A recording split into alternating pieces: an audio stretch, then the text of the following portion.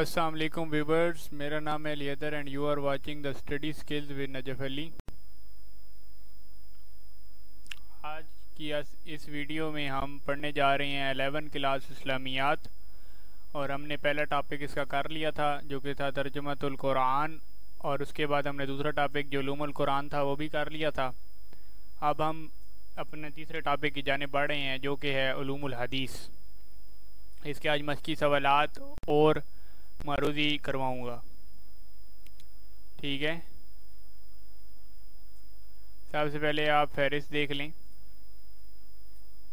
यहाँ पर जो ये वाला है, ये वाला टॉपिक भी हमने क्लियर कर लिया है।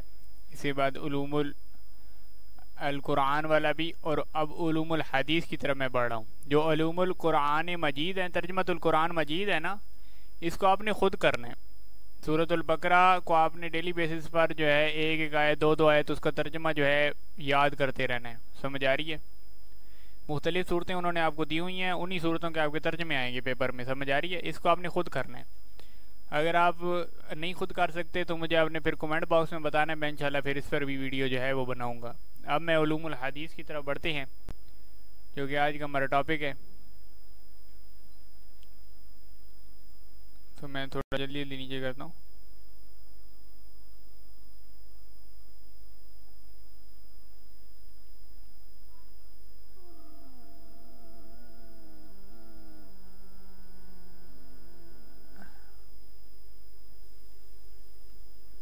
ये खोल गया हमारे पास उलूमुल हदीस। इसके सीधे मशकी सवालात की तरफ जाते हैं।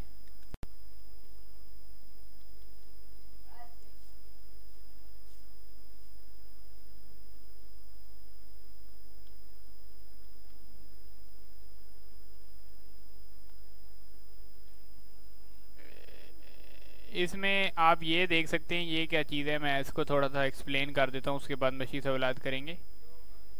कि ये जो हमारे पास मुंतखब अहादीस का मतन और तर्जमा, ये जो चीज़ लिखी हुई है, इसका क्या मतलब है?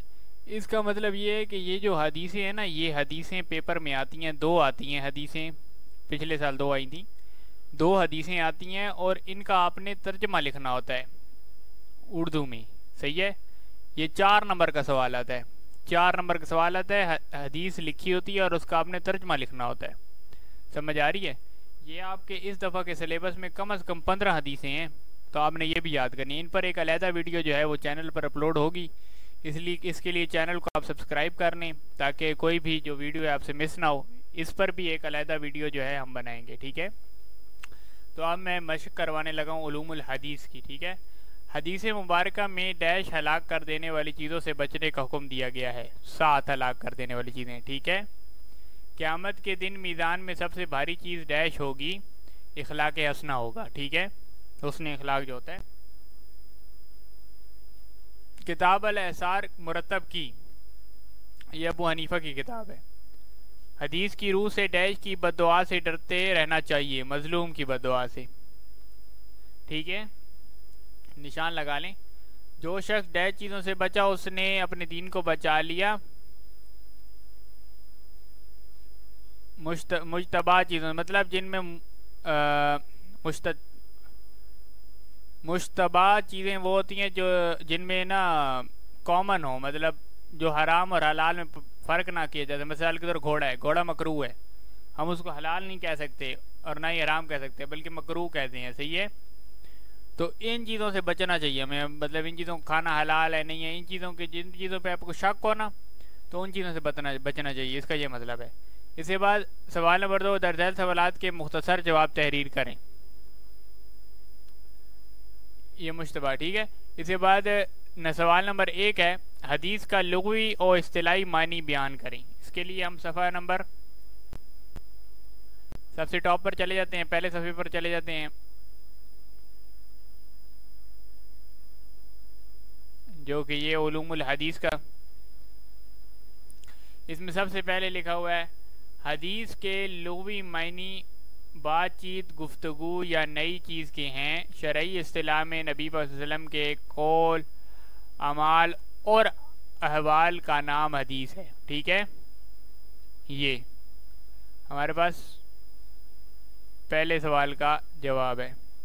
ठीक है, यहाँ से लेकर यहाँ तक सही है, निशान लगा लें।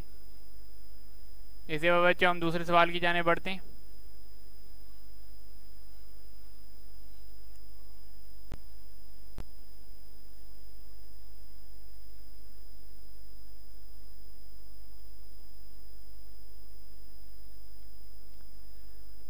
हदीस की कितनी अक़साम हैं बयान करें। ये दूसरा सवाल है बच्चों, हदीस की कितनी अक़साम हैं बयान करें। बच्चों हदीस की जो है ना वो बेसिकली 3 अक़साम है, कौली, फेली और तकरीरी हदीस। ठीक है, आप वसल्लम के कौली अमल को कौली हदीस कहते हैं, जो फेली अमल को फेली हदीस कहते हैं। इसी तरह जो आप वसल्लम ने कुछ देखा हो और आप वसल्लम ने खामोशी इख्तियार की हो किसी चीज़ पर, तो उसको हम तकरीरी हदीस, मिसाली तौर पर खामोशी इख्तियार करना उनकी रजामंदी को ज़ाहिर करते हैं। सही है, ये देखें हदीस की 3 अक़साम हैं, ये लिखा हुआ है। इसकी पहले यहाँ से लेकर यहाँ तक। ठीक है, ये देखें कौली हदीस, अमली या फेली हदीस और तकरीरी हदीस। ठीक है, ये सवाल नंबर 2 का जो है आंसर है। ठीक है बच्चों, यहाँ से लेकर यहाँ तक। ठीक है, उम्मीद है निशान लगा लिया होगा आपने। इसके बाद हम दोबारा नीचे चलते हैं और सवाल नंबर 3 की जाने बढ़ते हैं। सवाल नंबर 3 है कि हदीस की रूह से कौन सा आमाल अफजल हैं, कौन से आमाल अफजल हैं। सवाल नंबर 3 ये हदीस में इसका जवाब लिखा हुआ है, यहाँ पे ऊपर हदीस है, ये देखें। हजरत अब्दुल्ला बिन मसऊद रज़ियल्लाहु अन्हु से रिवायत की है कि मैंने रसूल सल्लल्लाहु अलैहि वसल्लम से पूछा कौन सा अमल अफजल है। देखा, ये है, ये वाली आपने हदीस लिखनी है, यहाँ से लेकर यहाँ तक। ठीक है बच्चों, कि कौन सा अमल अफजल है। आप वसल्लम ने फरमाया नमाज को उसके वक्त पर पढ़ना। मैंने पूछा इसके बाद कौन सा अफजल है, वालिदैन के साथ उन सलूक करना। मैंने पूछा इसके बाद कौन सा अमल, फरमाया अल्लाह ताला की राह में जिहाद करना। ठीक है बच्चों, ये हमारे पास सवाल नंबर 3 का जवाब है। निशान लगा लिया होगा उम्मीद है। इसके बाद बच्चों हम सवाल नंबर 4 की जाने बढ़ते हैं, जो कि शक से बचने और सच्चाई को इख्तियार करने के बारे में हदीस तहरीर करें। शक से बचने और सच को इख्तियार करने, जो मैंने आपको बताया था ना, जो मैंने आपको बताया था कि जिन चीज़ों में मुतशाबिहत उन चीज़ों से बचो। जो चीज़ तुझे शक में डाले उसे छोड़ दे और शक से पाक चीज़ें इख्तियार कर। मतलब ऐसी चीज़ें जो शक में, मिसाली तौर पे कुछ लोग खरगोश खाते हैं, अब कुछ लोग कहते हैं कि वो हराम है, तो इन चीज़ों में अब क्या हो गया कि शक पैदा हो गया कि खरगोश खाना चाहिए या नहीं खाना चाहिए। तो जिस चीज़ में शक पैदा हो जाए उस चीज़ को बेशक आप छोड़ सकते हैं। सही है, ये हदीस का मफहूम है। जो चीज़ तुझे शक में डाल दे उसे छोड़ दे और शक से पाक चीज़ें इख्तियार कर, क्यों ना कि सच्चाई में इत्मीनान है और झूठ में शक है। ठीक है, ये हमारे बच्चों चौथे सवाल का जवाब है। अंडरस्टूड। इसके बाद बच्चों हम अपने तफसीली जवाब सवाल नंबर 3 की तरफ बढ़ते हैं। दर्जैल सवालात के मुफस्सिल जवाब तहरीर करें। उसूल अरबा और साइसत्ता के नाम और उनके मुअल्लिफीन के नाम लिखें। तो हम सबसे पहले जो हमारा लॉन्ग है उसका जवाब आप ऊपर आ जाएं, सफ़ा नंबर 19 खोल लें।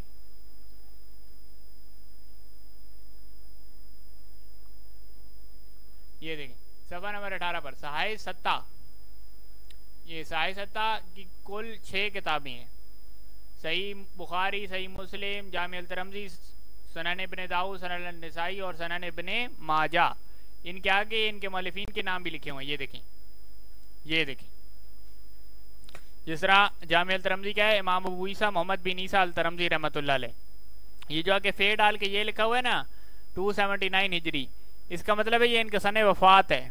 क्या है? सन वफात। ये आपसे MCQ में पूछा जा सकता है कि इनका सन वफात बता दें, तो ये भी आपको याद करने होना चाहिए। ठीक है, यहाँ से लेकर यहाँ तक आपका लॉन्ग पहले का आंसर है। ठीक है, लॉन्ग 1 का आंसर है। इसके बाद हम नीचे चलते हैं। साढ़े 70 के हो गए। उसूल अरबा के भी थे, रुक जाए, उसूल अरबा मैं आपको लगवा देता हूँ, उसी के बिल्कुल नीचे था।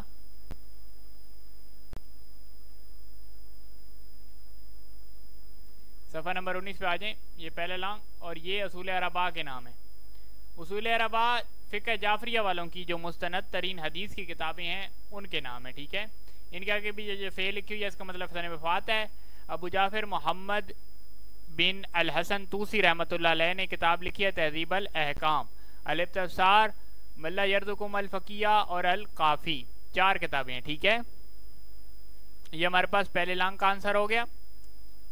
इसके बाद हम दूसरे लॉन्ग की जाने बढ़ते हैं बच्चों। हदीस की हजियत और अहमियत को तफसीलन बयान करें। सवाल नंबर 2। अब ऊपर चलते हैं बच्चों। सफ़ा नंबर 17 खोल लें। सफ़ा नंबर 17 ये बिल्कुल एंड पे लिखा हुआ है। सफ़ा नंबर सॉरी बच्चों 16 खोल लें और बिल्कुल एंड पे लिखा हुआ है हदीस की हजियत और अहमियत। कुरान मजीद और हदीस नबवी इस्लाम की तालीमात की बुनियाद हैं। ये देखें, यहाँ से आपने शुरू कर रहे हैं बच्चों, और इसका आंसर जो है नीचे तक आते जाना है आपने, यहाँ तक। वो हुज्जियत है और इनकी पैरवी और इन पर अमल करना लाजमी है, ठीक है। यहाँ तक हमारे लॉन्ग 2 का आंसर है, ठीक है बच्चों, समझ आ गई। इसके बाद बच्चों आगे चलते हैं अपने लास्ट क्वेश्चन की जानिब। इस लेक्चर का लास्ट क्वेश्चन है,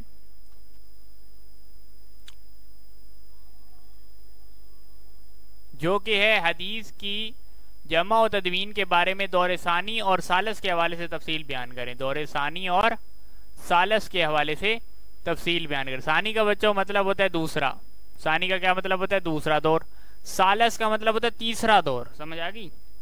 तो हम ऊपर जाएंगे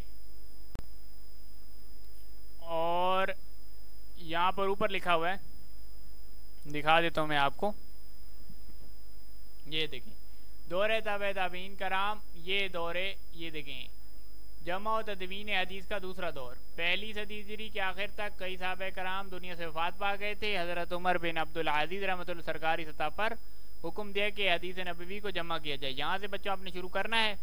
और दौरे ताबे ताबीन ये जो थोड़ी सी किताबें लिखी हुई हैं इनके भी नाम आपने याद कर लें। देखें किताब अल असार किसने मुरतब किया? अबू हनीफा ने, जब भी मैंने आपको एक MCQs भी लगवाया है। अलमतूता है, अलमूता है, ये इमाम मालिक की है। इसी तरह अलजामिया है, इमाम सुफियान सौरी की है। किताब अल हज है, इमाम मोहम्मद की है।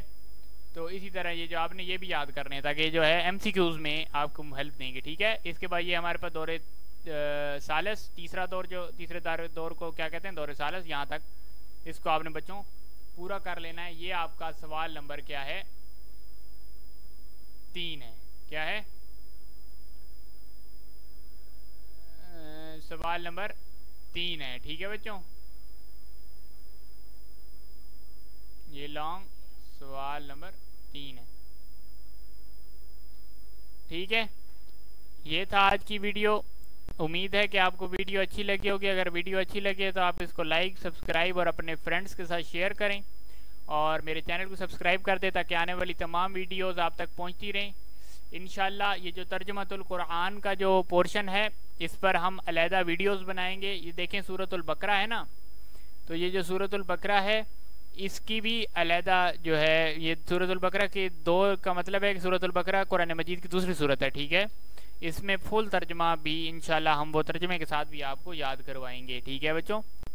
आपने टेंशन नहीं लेनी है, बस आपने चैनल को सब्सक्राइब कर दें। डेली बेसिस पे आपके पास लेक्चर आ जाएंगे। आप डेली बेसिस पे इस्लामियात को तैयार करें। इस्लामियात ऐसा सब्जेक्ट है जो नंबर देता है बच्चों को, सही है। 50 मार्क्स इसमें से आपने सिक्योर कर लें। अगर 50 नंबर सिक्योर हो जाते हैं तो फिर आपको कोई नहीं मसला, सही है। 50 नंबर सिक्योर करने हैं, ठीक है बच्चों। थैंक यू, अल्लाह हाफिज़।